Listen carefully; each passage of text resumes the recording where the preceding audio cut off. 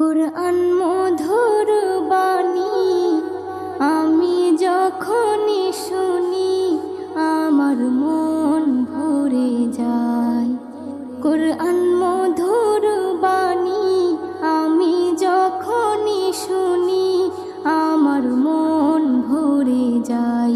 শোনো মুমিন মুসলমান, পড়ে দেখো না কুরআন, কত শান্তি পাওয়া যায়। কুরআন মধুর